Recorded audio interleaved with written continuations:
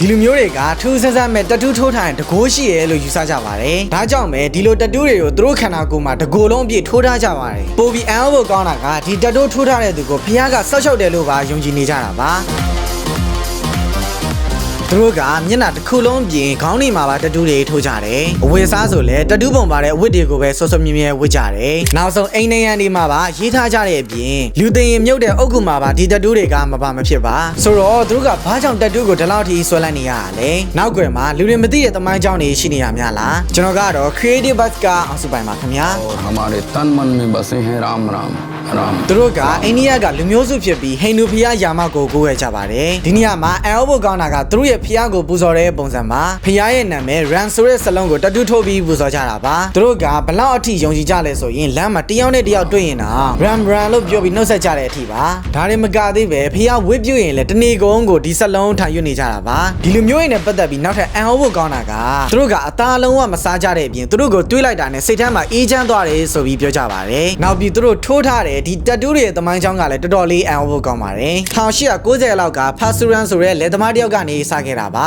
သူကနှင်းကြတဲ့မျိုးနယ်ကဖြစ်လို့ထုံးစံအတိုင်းပဲဇက်မြင့်တဲ့သူတွေရဲ့ခွဲခြားဆက်ဆံတာကိုခံရပါတယ်နောက်ဆုံးဘလောက်ထိလဲဆိုရင်သူ့ကိုဖျားเจ้าနဲ့တောင်ပေးမဝင်ပါဘူးမျိုးရိုးကအရန်နှိမ့်လို့ဖျားနဲ့တွေ့လို့မရဘူးဆိုတဲ့သဘောပါပဲလက်သမားကတော့ဒီလိုခွဲခြားခံရတာကိုလုံးဝသဘောမကျတဲ့အပြင်နောက်ဆုံးဘယ်သူမှမထင်ထားတာဘူးပါလုပ်လိုက်ပါတယ်အဲ့ဒါကတော့ဖျားရဲ့နာမည်ကိုနှစ်ဖူးမှာတတူးကောက်ထိုးလိုက်တာပါဒါတွေမကသေးပဲနောက်ပိုင်းမှာနှစ်ဖူးတွေမဟုတ်ပဲတကိုယ်လုံးမှာပါတတူးတွေထုတ်ပြလိုက်ပါသေးတယ်ထူးဆန်းတာကနောက်ပိုင်းမှာတော့သူ့လိုလူတွေများလာလို့လူမျိုးစုပုံစံမှာဖြစ်လာပြီးနာမည်ကြီးလာပါတယ်ဒါပေမဲ့ဒီနေ့ခေတ်မှာတော့သူတို့လူမျိုးစုတွေကကလေးတွေကတကိုယ်လုံးအပြည့်တတူးတွေမထိုးကြတော့ပါဘူးဒီတတူးတွေကြောင့်အလုပ်လုပ်တဲ့အခါမှာအဆင်မပြေတာတွေဖြစ်လာလို့ပါဒါပေမဲ့လူမျိုးစုဝင်လည်းဖြစ်နေကြတော့လက်တွေမှာတော့ထိုးထားကြပါတယ်ဘာဖြစ်ဖြစ်သူတို့စီလာလေတဲ့ဧည့်သည်တွေကတော့ဒီလူမျိုးစုကလုံးဝမယမ်းကြတဲ့အပြင်သူတို့ရဲ့အပြုမှုကလေးစားကြကောင်းတယ်လို့ပြောကြပါတယ်သူတို့လူမျိုးစုစီကနေတင်ယူလိုက်ရတာကလူချင်းခွဲခြားဆက်ဆံတာကမကောင်းဘူးဆိုတာပါပဲအဓိကကိုချင်းစာတရားရှိဖို့နဲ့အချင်းချင်းလေးစားဖို့ကအရေးကြီးတာပါကိုကသူများထက်ပတ်စံနေဘလောက်ပဲပိုရှိနေပါစေအရေးချင်းနေပိုတာနေပါစေ